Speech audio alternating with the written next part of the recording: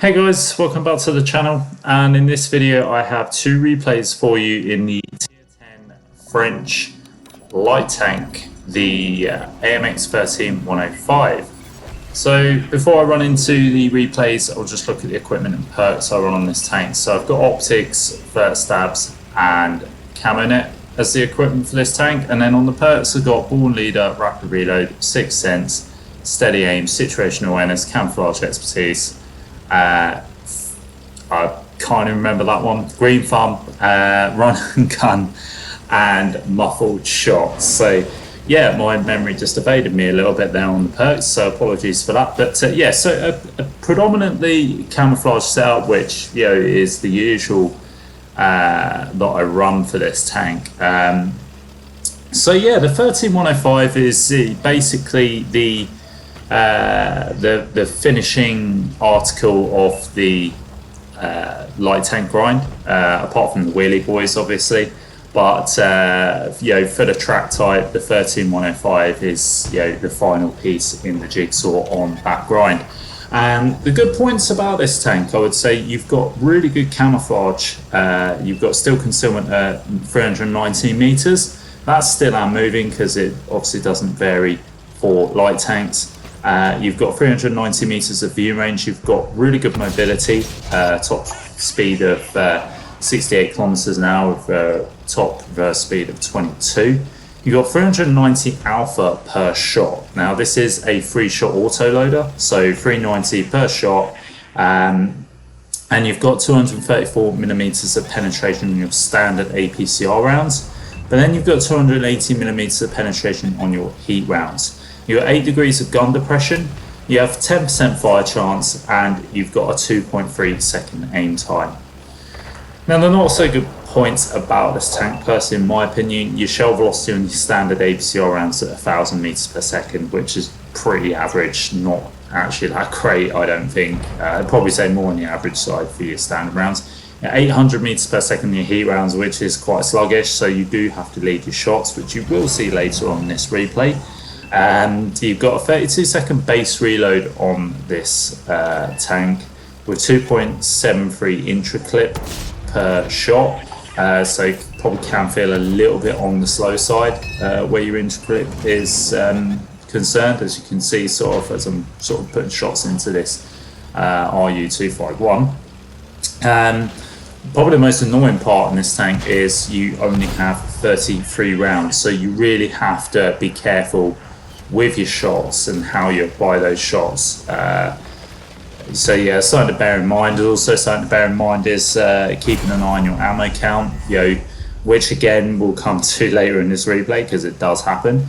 You have got 0.42 accuracy and 1.92 accuracy on your turret rotation, so a bit on the derpy side where accuracy is concerned, but again, I guess kind of expected when you're a light tank with great mobility with 105mm gun.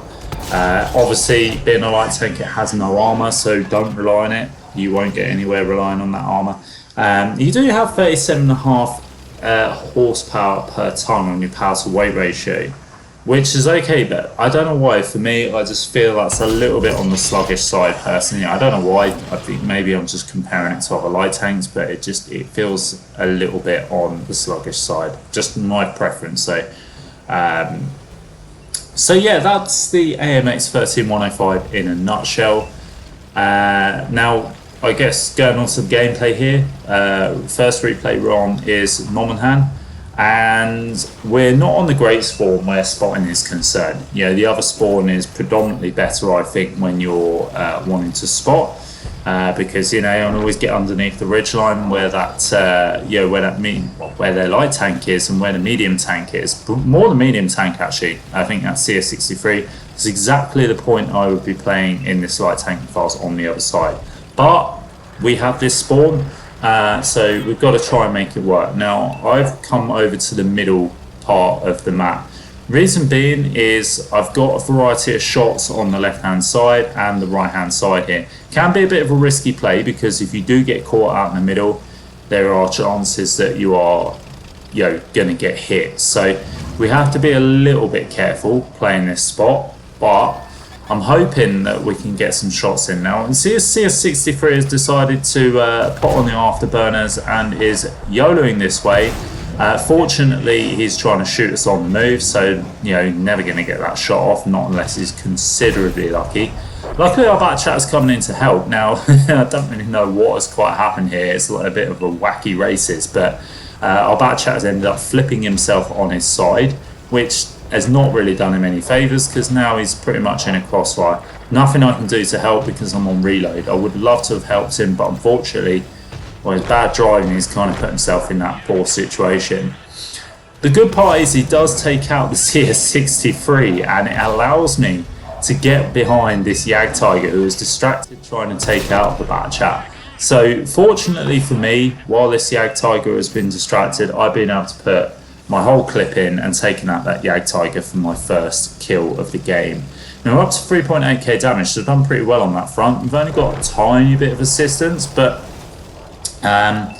so far the damage output has been all right. I've done okay. I've put in some hard hits to my team, and now I'm going to focus on this pattern, trying to line up a good shot there, but unfortunately we've got this wreckage and a rock in the way, and where we shoot just lands into his track. Like I say, you do have to aim the shots on this tank because it is very derpy, but we do pick up the kill on that pattern, bringing our damage output to just over 4,000 damage.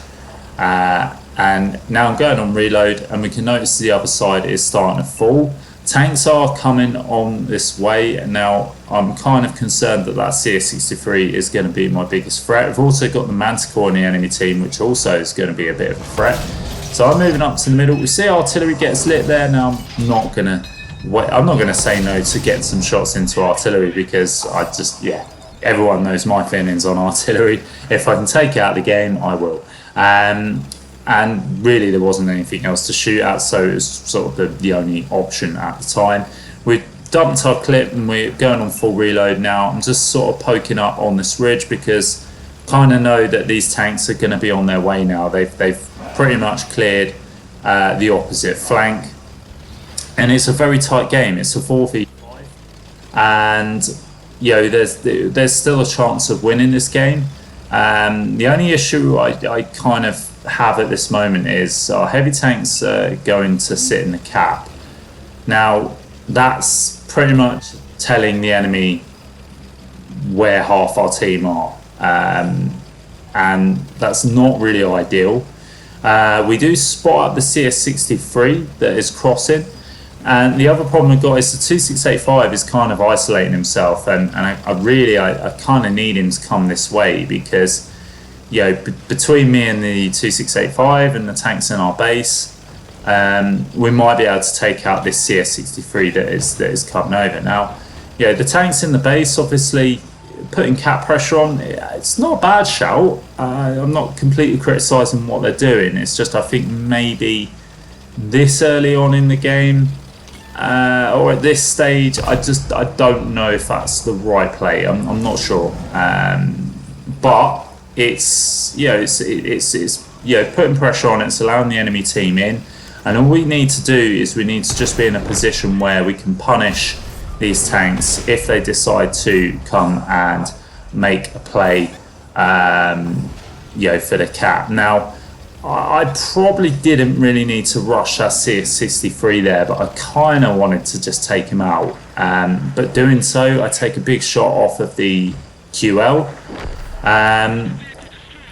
Manticore takes out one of our heavy tanks on the cap, and the grill has just taken out our object 2685.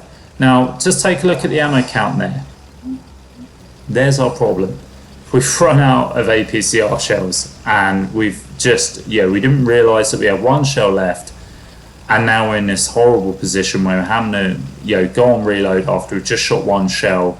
We've got enemy tanks closing in on our heavy tank. It's a 2v4, and it's really quite annoying. And this is even more annoying because I haven't led my shots here, and this is absolutely abysmal aiming. This is, don't take advice from me where aiming is concerned, because that's just horrific. Our 60 TP does take out the grill, but I should have done better in that. That really was poor. There's a couple of things here. The mistakes that were made here, I kind of feel like may well have cost us the game. I could be wrong. Perhaps. I don't know, mate. Yeah, there's a couple of things really. I'm always said I'm my own harshest critic. We do get the QL down to a 1 shot there. So yeah, that's one bonus. The QL does seem to be rushing in now. I was kind of hoping my 60 TP might in a position where he could shut him down, but that doesn't seem to be the case. But we're going to rush in. The Manti takes out 60 TP. We do get the shot on the QL, but there's type 5 takes us out, and unfortunately we lose the game. So maybe things could have been different if I perhaps had my APCR rounds loaded. Could have taken out that grill quicker without spamming 3 shots and just missing every shot. But we do come out with 7k damage with 4 kills. We only pick up the first cast. A bit disappointing, because maybe if we got the win and a bit more damage, that probably would have been an ace. But yeah, you can't win them all. But I feel like that really was on me, where we could have made that game a win if I just managed to hit my shots. Maybe not rushed in on the QL as well. Could have taken my time with that. Could have maybe approached it at a different angle. But yeah, mistakes are made. But anyway, we're on the second final replay here, and we're on Westfield. Now, we are blessed with the really good spawn on Westfield, so naturally I'm going to take full advantage of that, and I'm going to get right into the middle of the map, spot up the cross, and see what we can light up for our team to shoot at. So we have got 2 RT per team, which I'll take that as a blessing, because again, this is the kind of thing you want when you're on Westfield, because you spot the cross, you get some heavies crawling up there. Just see this medium, but if there's a heavy, again, some really poor accuracy here. Need to lead the shots. This is what I'm talking about, the shell velocity. You really need to lead the shots, and we only hit 1 out of 2 there. Again, no, maybe we did hit 2 shots, I don't know, but either way, again, some poor aiming. I could have hit maybe all 3 rounds if I just absolutely led the shot better. But anyway, 2 artillery, lighting up that side. It's a high chance that our artillery will be able to hit these targets. And you can see there we go, one's just slapped a shot into this poor heavy tank, this Tiger 2 that's decided to cross. I wouldn't recommend that play. Anybody watching this, if you're not familiar with Westfield, which I hope most of you are, but if you're not, don't play that position in a heavy tank. You need to have mobility to get up to that side, because as you can see, that poor Tiger 2 has just been absolutely smashed. And yeah, it's not been a great game for him. So yeah, if you're going to play this, if you're going to play that sort of in that corner, you need to have good mobility, really. Tank good mobility that can make it up there is absolutely fine, because taking that corner is definitely a right play. It's something, if you're on the other spawn, you should do, because Westfield is all about map control. The more map control you get on Westfield, the more likely you're going to win the game. So yeah, I do like Westfield. It's more of a strategic map, I think, and yeah, I played it that much that I'm kind of familiar with the right places to go now. It's a map I know quite inside out, really. So anyway, it seems to me like we've gained a lot of map control here. So my next play is to start spotting up on this ridge. There is a heavy tank there. Now we see this Emil that's going to start crossing again. Lead the shots. Christ Silbs, leading the shots there really is going to pay dividends. We do pick up the kill, but again, a wasted shot because we didn't lead it properly. And that's, if this video is going to teach anybody anything, lead your goddamn shots. Particularly with the 105, because like I say, the shell velocity is not the greatest, even on the standard rounds. So, but yeah, we're just poking up this ridge now. This Type 5, I think, is being lit by someone else, so we may not pick up any assist on the Type 5. But now we're going to try and see if we can land some shots on this Murat, because this Murat is in a bit of a strong position. He's going to be holding up some of our team from advancing off of the K-line there. You can see heavy tanks and medium tank that are sitting back there. Now we're going to get some shots into the enemy artillery, because why not? If we can eliminate artillery, we will. But we put 2 shots in, and now we're just going to go on a full reload. I'm asking my team to try and get some shots in. Again, just keep bobbing up here to try and provide some spots. Nearly off my reload, but then second artillery manages to splash us. Then we get a shot from the hill, and then we get a shot from this tank here. So yeah, we've just had a huge chunk of our hit points taken there. Now I'm wary of the Murat that's down on the K line there. I didn't want to give him any shots. Equally, as I need to play this side, need to keep spotting up here. But again, need to dodge artillery as well, because artillery does have quite a hard aim for us. And yeah, I'm kind of growing a little bit frustrated here. I don't really have any tanks covering me, so although I'm getting annoyed with my team, there's no real reason to, because as you can see, I don't really have the cover. So maybe probably should have moved from this position, but I'm not going to do that before finishing off artillery. And then we spot up a Guilla sitting at the back there for whatever strange unknown reason. I have no idea. I'm still wary of this Murat that is going to be on the K line here. And again, I kind of feel like that Murat might be holding up our heavy tanks. So again, I was just using that rock just to sort of as cover on the left hand side. I'm going to poke up here and see the 53 TP there. Get a shot into the side of him, just going to duck down, so I don't want to take another shot. But I'm just keeping him lit just in case our artillery can hit him. The Murat then ends up just being a little bit too out of position there.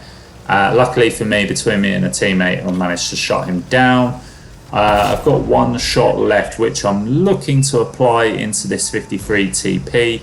That is, I'm not entirely sure what this 53 TP is doing, but now I've got that shot in, I'm going to go on reload. See, standard B is coming our way, but yeah, I've also got artillery that I can get shots at. There's only 3 tanks left, so kind of just waiting. Now it looks like standard B, yeah, he's just come forward, but he seems to be focused on someone else. Then he tries shooting us. He gets tracked by a friendly teammate, and we manage to get the shot in for our 3rd kill.